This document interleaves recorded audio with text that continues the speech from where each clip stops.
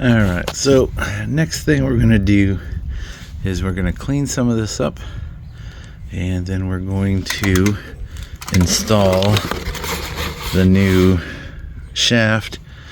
So we'll have to take apart that gearing set.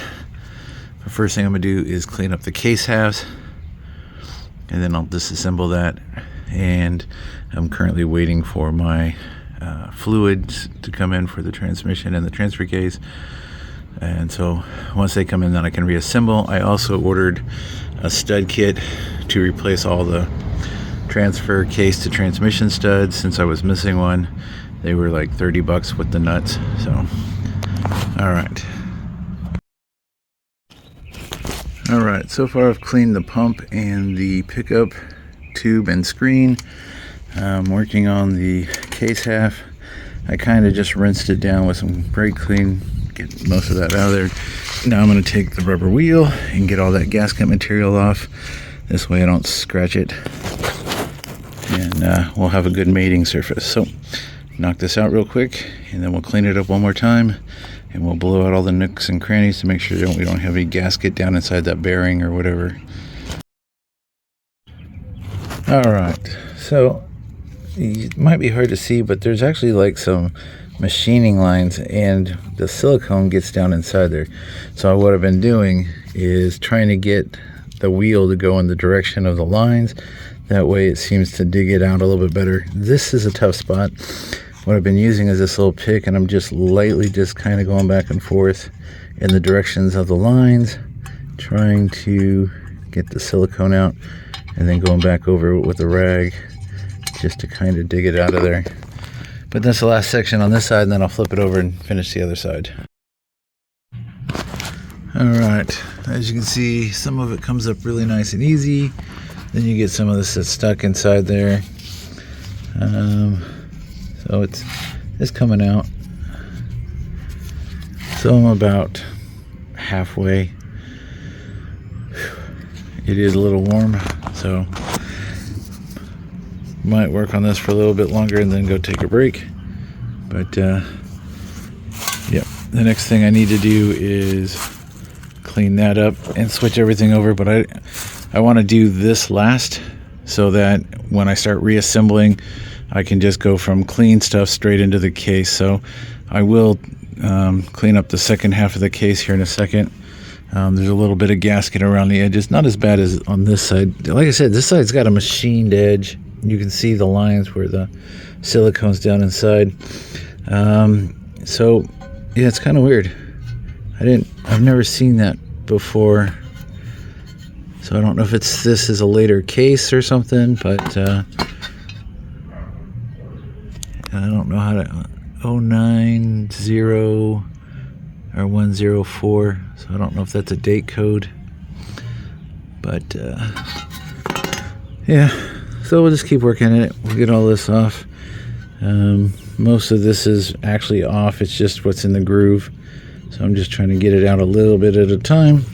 And every now and then I go back over with the little scraper, and I just go in the direction of the grooves and just kind of work it back and forth until it flakes out. And then I hit it with the rubber wheel, and slow but steady. All right, so we've cruised along this edge here. I'm still working from this dark spot. I'm pretty much done with this. So I just got this last little corner here to do. But I'm gonna run inside real quick, take a little break, get out of the sun for a minute, and then I'll come back once I finish that up. Then I can clean it all up. Like I said, I'm using some brake clean to clean everything up after I'm all done, and then we're blowing it out with air just to make sure there's no debris left in it.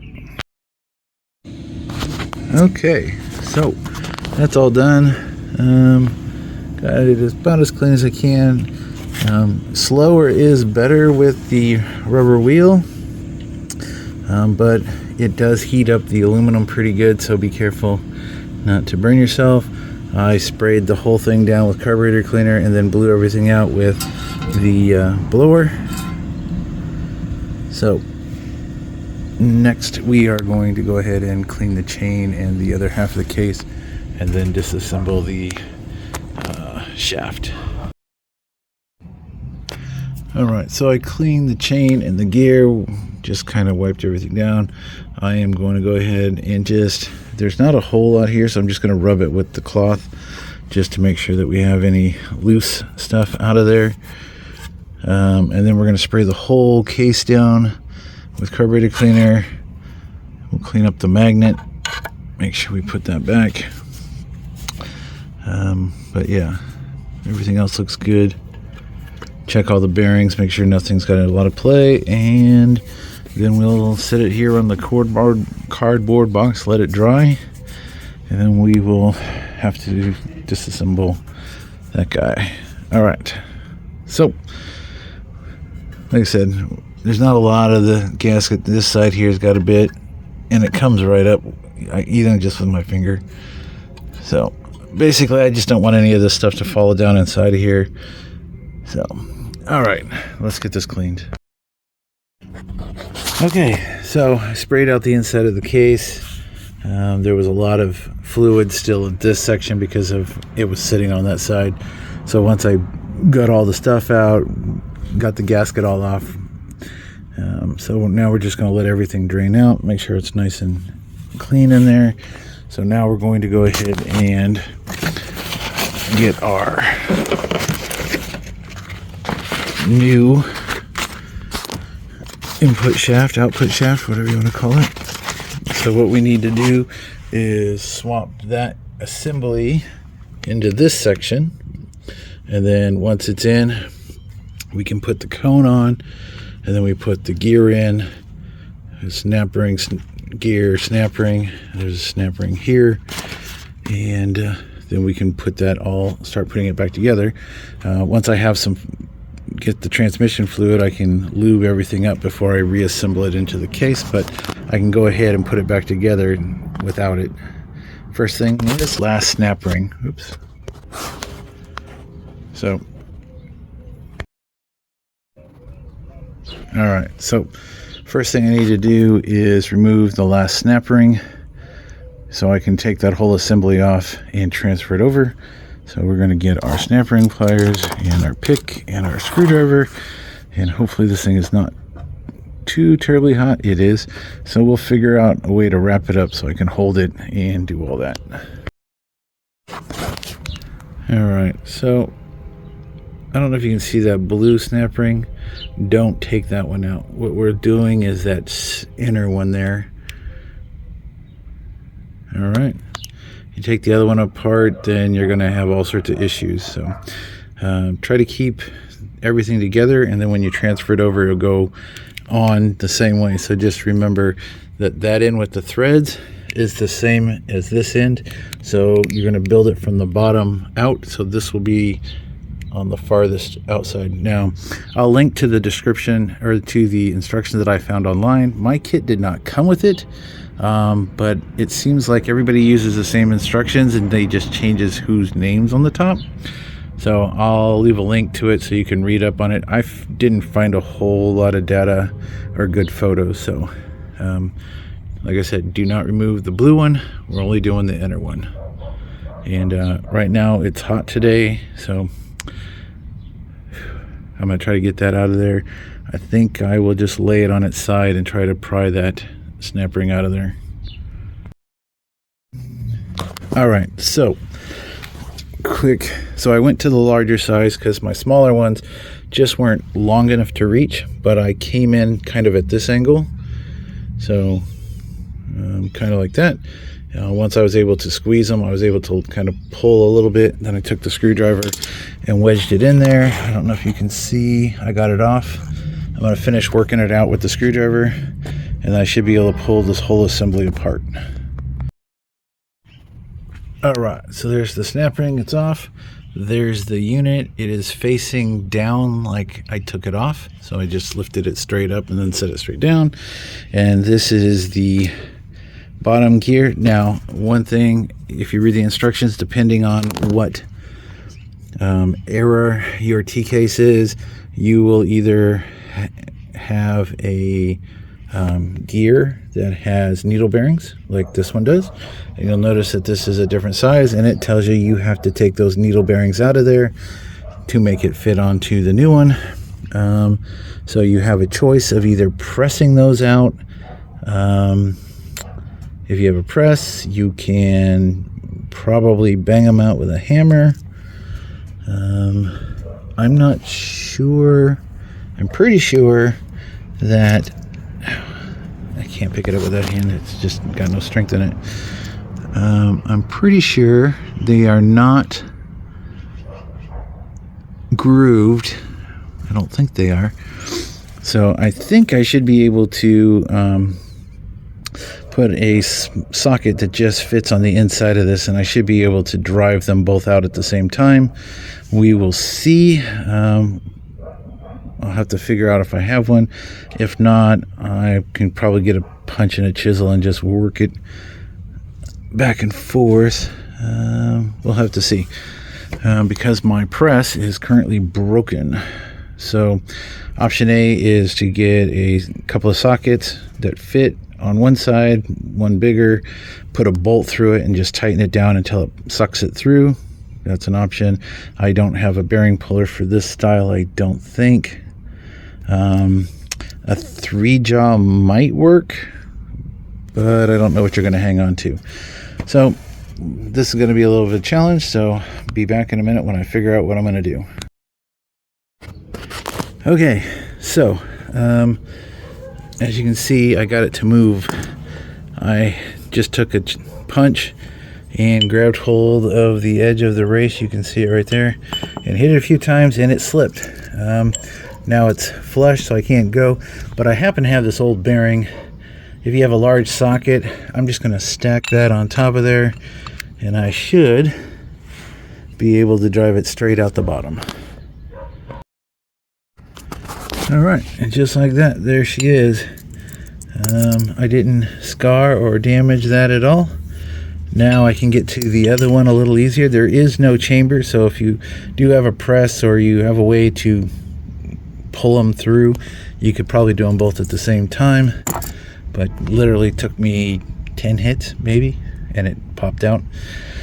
Alright, so I'm going to do the same thing on this one. I'm just going to drive it down as far as I can until it bottoms out, and then I'll set it on top and we'll get it all the way out. And that one was even easier, and out it is. Alright, so this is the earlier style, I believe, prior to 97. So like I said, depending on what T case, once you take it apart, you'll know. But I guess the other option would be just to buy this gear assembly, and then you wouldn't have to do that. Alright, so this goes on, then that goes on, the snap ring goes on, and then that is ready to be put back in the transfer case once I have some more fluid. Okay, so there's the assembly, there's the gear. I wish I had a way to hold the camera so I can show you, but I'm just going to pick it up and slide it on in the direction. Like I said, I'm not going to fully assemble it because I don't have any oil to put in that bearing area, but I just want to test fit everything right now. Alright, so that's together like it's supposed to be, and once I put that piece over the top, this snap ring area, and there is a new snap ring in the kit, so don't reuse that one, everything should line up. So I'm gonna go ahead and put that on here just to make sure everything's in its correct place. Then I'll take it all apart, clean all these, well, clean this gear up. I already cleaned that one, but I'll clean all this before final assembly. Like I said, I'm still waiting for the damn oil to come in. Alright, so it's been a little bit. What happened was, after the last segment that you just watched, my phone overheated because it was sitting on the ground and apparently got too hot to do anything. So I took that piece that was laying over there and set it on top here. And this is the assembly for the SYE kit. I am currently waiting still for the transmission fluid to come in. So This has just been assembled. Everything lines up. You can see there is the space for the new snap ring. So once I get the fluid, I'll take this back apart, lube everything up, put it back together, and then we'll start putting it in the case. But right now we're just gonna call it a day because I have no idea when that fluid is gonna get here. I was kind of hoping it'd be here earlier today. But let's see here. So everything is cleaned and ready to go. Once I put that snap ring in, we'll get that started, and we can finish getting the pieces out of there. Like I said, it was really strange. There's no instructions that came in the box, so I had to download that stuff. And a little side note, so on this particular Jeep, this is the AX5 transmission.